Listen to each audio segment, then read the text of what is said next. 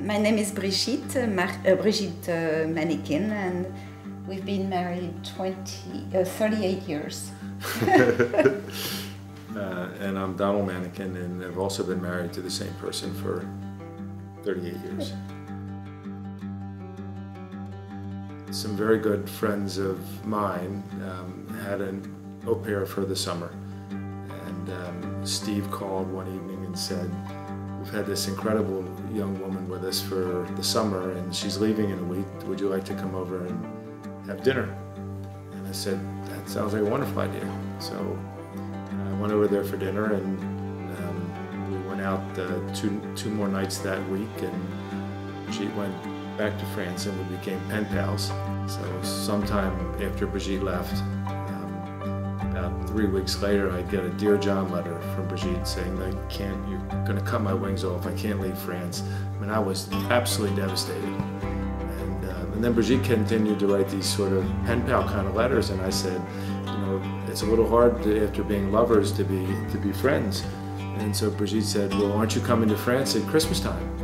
And I said, "Well, let me refer this earlier letter that you wrote me saying this wasn't possible." And so I jumped on the plane and spent 2 weeks together in France, meeting family and friends. And Brigitte came back in March, and we got married in June. So the courtship was about 45 days in total. In 2 years. Over a 2-year period of time. And so these long courtships, I think, are particularly necessary. I think you know pretty quickly whether it's.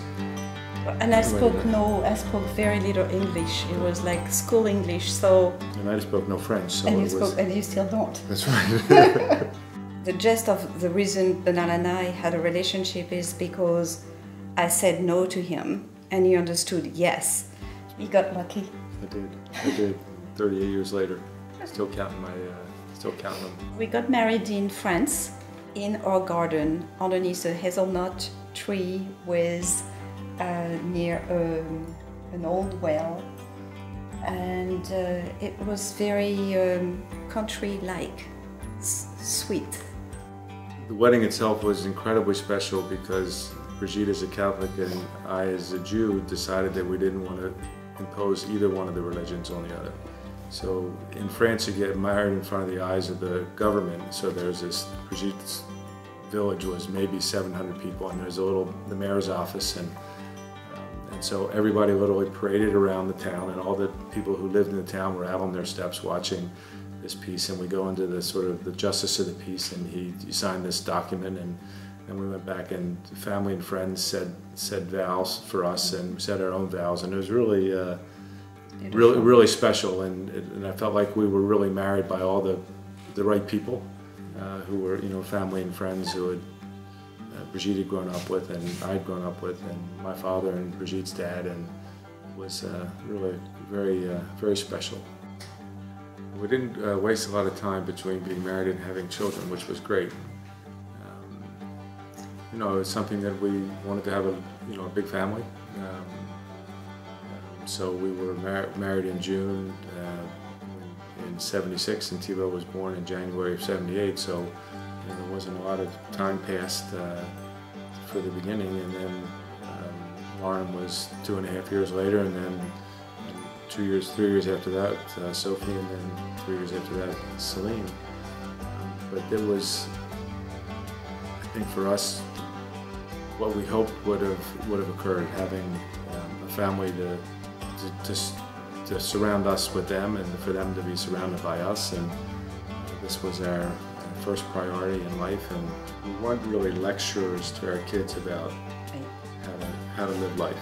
And so they saw it in large part by our examples. We wanted for them to figure out answers to problems on their own. Us being there as a boundary, just like a river. We were the walls there, but we wanted them to just learn to flow on their own. Since we decided that we were going to have a family, it's to be able to share all those moments together. It's that's richness. It's so worthwhile. When you're courting, the world is a perpetual rainbow, and you're holding hands. You get out of the car, you walk from place to place together. Swim in the other person's eyes. Yeah, I mean, you're engaged in whatever the thought process is going on. I mean, it's just you're fully present. And so that's a horse you don't want to get off on. You don't want to get off that horse. And so as you go through those stages in life of work and play and children and things that stand in the way of progress, and then you break through those and you go on something, it's just don't ever lose that piece, that holding hands, walking from place to place together, accepting each other's strengths and weaknesses. Don't ever jump off that horse. And it's not like you need to be chasing each other under the rain, you know. And it's to remember that you had those moments. Even though you might not be holding hands at that point, but just remember where you come from, that there is a foundation. This is not built, it's not a sandcastle. There is a foundation, and then go back to it. Use, when it's hard, when the boat is rocking hard, just don't forget that. Be aware, be awake to that. I think that's very important, because otherwise it's so easy just to throw your arms up and say, this is pointless. This isn't the same person. Right. Yeah, it just isn't what's going on. And the beauty of it is, it isn't the same person. Right. That's the evolution of just the aging process and what you go through. And we've been fortunate; things have been, even our worst fears, were dissolved.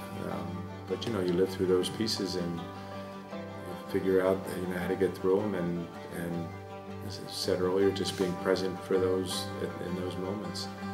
But the little pieces that remind you of where you started from are really special.